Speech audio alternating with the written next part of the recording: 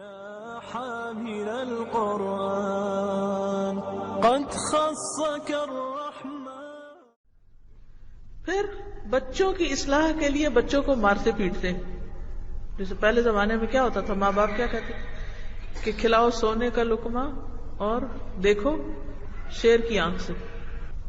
اور پھر یہ کہا جاتا تھا کہ بچوں کی اصلاح کے لیے کبھی بھی ڈنڈا ہاتھ سے نہیں چھوڑو، خوب پٹائی کرو. قرآن پڑھاتے ہوئے، سبق پڑھاتے ہوئے، اسکول میں ہر جگہ پٹائی پٹائی پٹائی. اور اس سے وہ بچوں کو کہتے تھے ہم ادب سکھا رہے ہیں.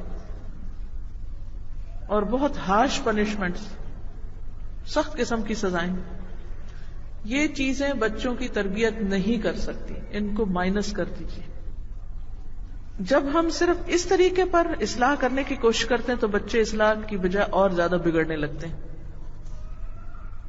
تو نمبر 1 ریزن بچوں کے بگاڑ کی ہے ہارش اور سختی اور تشدد کے ساتھ تربیت کرنا. اس سے بچے بگڑتے ہیں.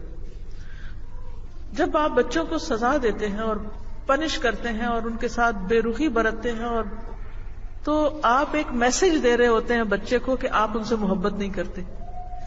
اس سے بچے انسیکیور ہو جاتے ہیں، وہ دکھی رہتے ہیں، وہ غمگین رہتے ہیں. آپ اپنا بچپن یاد کیجئے اور ماں باپ کی کوئی پٹائی یاد کیجئے کہ اس کے بعد آپ کی فیلنگز کیا تھی.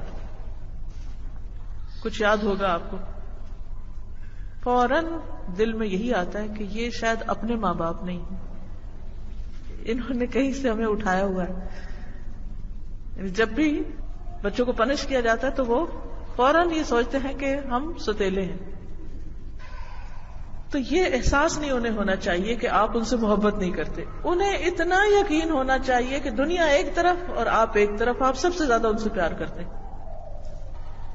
اس اعتماد میں کمی نہیں آنی چاہیے. اور پھر اس کا نقصان کیا تھا کہ جو بچے مار کھاتے ہیں وہ مارنا بھی سیکھ جاتے ہیں اور وہ دوسروں کی پٹائی کرتے رہتے ہیں. جو بچے ماں باپ سے مار کھاتے ہیں وہ فوراً اپنے چھوٹے بہن بھائیوں کو مارنا شروع کر دیتے ہیں، اسی انداز میں ڈانٹتے ہیں، اسی لہجے میں بولتے ہیں، اسی طرح چیختے چلاتے ہیں. اس لیے اپنے ہی ایکشنز کے بارے میں ہمیں واچفل ہونا ہوگا، کیونکہ جن بچوں کو مار پڑتی ہے ان کے اندر ایک غصہ اور ایک انتقامی جذبات پیدا ہوتے ہیں. ریلیشن شپ خراب ہو جاتے ہیں، بعض اوقات تو بالکل ہی بریک ہو جاتے ہیں، بعض اوقات بہت ویک ہو جاتے ہیں، کوئی ریلیشن شپ ہوتا ہی نہیں، کوئی تعلق نہیں ہوتا.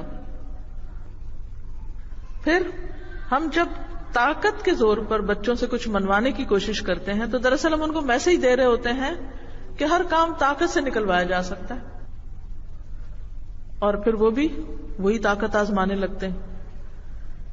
ان سب باتوں کا اصل میں نقصان یہ ہے کہ ہم جو طاقت کے بلبوتے پر بچوں کو تربیت دینے کی کوشش کرتے ہیں یا سمجھانے کی، تو وہ وقتی طور پر تو دب جاتے ہیں، چپ ہو جاتے ہیں. مثلا وہ بات نہیں مان رہے تو آپ نے ان کو بہت شور مچا کے ہنگامہ کھڑا کر کے ایک بات سمجھائی، وقتی طور پہ وہ سہم گئے، چپ ہو گئے، چھوڑ دیا انہوں نے وہ کام. اچھا پھر تھوڑی دیر کے بعد پھر کیا کرتے ہیں؟ دوبارہ وہی کرنے لگتے ہیں، جا کے پھر مار کھاتے ہیں، پھر چپ کر جاتے ہیں، پھر وہی کرنے لگتے ہیں.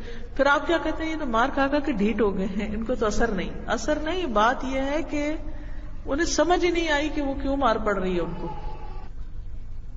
کیونکہ ہم نے کوئی چیز دیکھی، ہمیں وہ پسند نہیں اور ہم کو غصہ آ گیا. ہم نے بچے کو ایکسپلین نہیں کیا کہ ہمیں غصہ کیوں آیا اس وقت، فوراً ریئیکشن ظاہر کر دیا، چیخنا چلانا شروع کر دیا، چیز توڑ پھوڑ شروع کر دی. وہ بچہ پریشان ہے کہ پتہ نہیں ہوا کیا ہے، اسے سمجھ ہی نہیں آئی. اور پھر نتیجہ کیا ہوگا؟ وہ پھر دوبارہ وہی حرکت کرے گا، پھر آپ غصے میں آ جائیں گے. تو وہ کمیونیکیشن گیپ ہے، آپ نے اسے سمجھایا ہی نہیں، ایکسپلین ہی نہیں کیا. اب مثلاً کیا ہوتا ہے کہ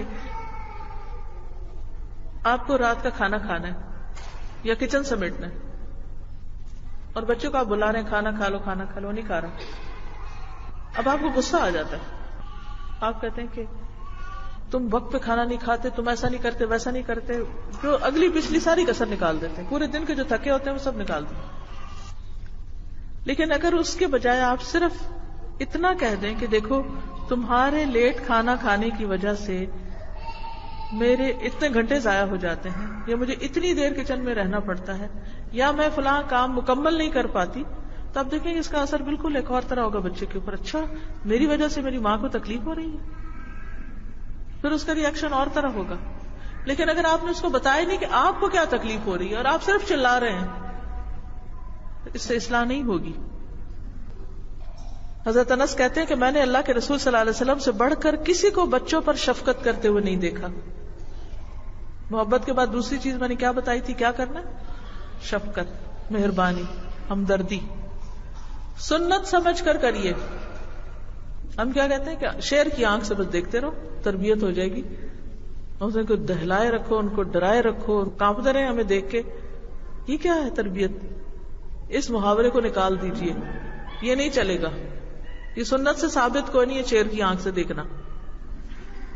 ٹھیک ہے کسی وقت تو آپ کوئی بدتمیزی کر رہے ہو تو منہ سے بولنے کی بجائے آنکھ سے دیکھ کے روک دیں، لیکن ہر وقت اس طرح نہ دیکھیں. اب کہتے ہیں کہ نہیں باپ کا روب ہونا چاہیے اور اس کو تو خونخوار نگاہوں سے دیکھتے رہنا چاہیے. نہیں، نبی صلی اللہ علیہ وسلم مرد ہیں اور باپ ہیں، نانا ہیں، وہ بچوں کے ساتھ شفقت سے پیش آ رہے ہیں.